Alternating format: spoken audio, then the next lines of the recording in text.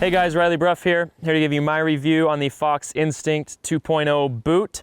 This boot won my premium boot shootout that we did today. This boot does everything exceptionally well right out of the box. Super comfortable, definitely the most comfortable boot I wore all day. No break-in time to me, whether that's being that ankle flexion as well as the toe box breaking in on my left boot, being able to get under my shift lever is a big one for me. That usually takes some break-in time. No break-in time with this boot. If I could wear this boot brand new every day, like I'm sure Ken Roxon probably does, I would. Lots of foot peg feel at the sole. I really like that. I really like to know where my feet are on the foot pegs, so that's an important one for me. And then one of my favorite things about this boot is this ULTRATAC rubber that they have here on the inside of the boot. This boot locks me onto the bike more than any other boot in our shootout today, just all the way up and down. I almost feel like I have grip tape on my bike while I'm wearing this boot. Man, it's really hard to come up with any negatives about this boot if I had to. There's no Velcro on the top, so getting dirt in the boot is a little bit more of a problem than some other boots we wore today. And then it's so free, so easy to ride right out of the box. I do have some questions about longevity. Seeing how this boot breaks in, breaks down is a question that I have. Those are about the only negatives I can come up with. Other than that, buckle system, super nice. And yeah, that's the Fox Instinct 2.0. Right when you put this thing on, it just feels like it's already broken in. It's like a little glass slipper if I was Cinderella, right? You slide that thing in there and you feel really good. You can go on the track, you can feel your foot pegs, you can feel the shifter, your brake pedal, all of that is great. I also like when the track gets a little bit ruddy. Hopefully we have some shots of that today. This is a very light boot. There's not a lot of weight, so if you do have some bad knees or maybe your ankles they don't flex very well and it's hard for you to move around on your feet, this boot actually provides better feel around the bike than others so far in this shootout. So I do like that.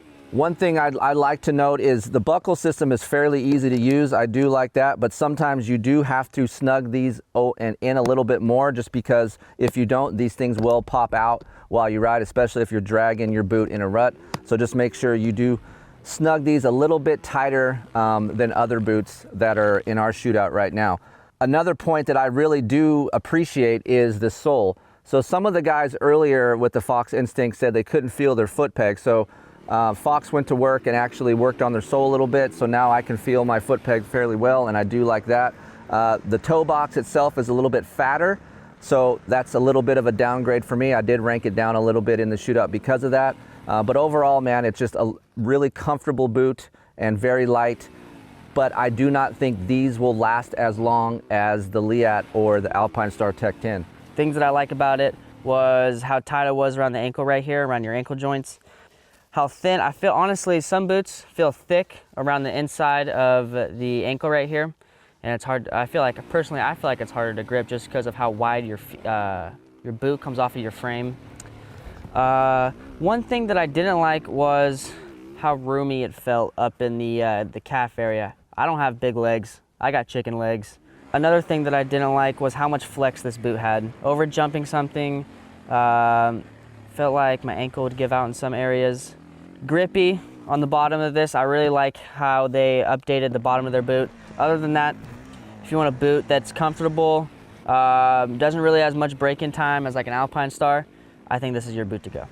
Hey everybody, this is Chase here, and this is my breakdown of the Fox Instinct 2.0. Now look, if you've watched the ride reviews and some of the other videos I've done, it's no surprise, I've always really liked this boot. In fact, it won the premium boot shootout for me today. For me, it just doesn't do anything bad. It's got not the best peg feel. The Tech 10, I think, has better peg feel than the Instinct, but this comes in second in that category.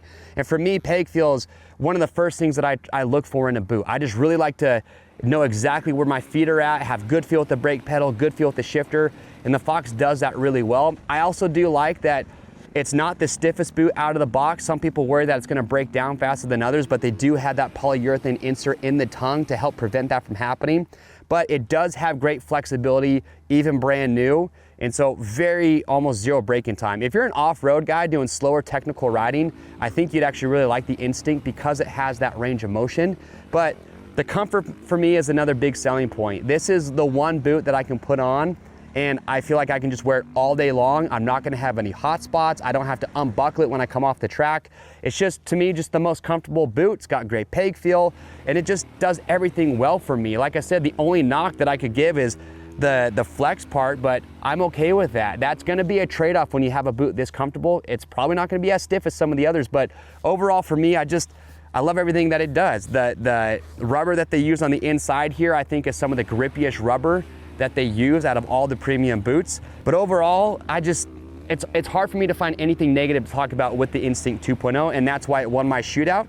So that is our detailed breakdown of this boot. Now remember, we did this for all the other premium boots that were in that shootout. So if you want to learn more about it and see what other riders were talking about, be sure to go check those out. If you haven't yet, make sure watch our premium boot shootout to see what boots made the podium for all the riders that were there. If you like this video, please subscribe to the Rocky Mountain YouTube channel. That way you always stay up to date and you never miss out. I am Chase. We'll see you on the trails.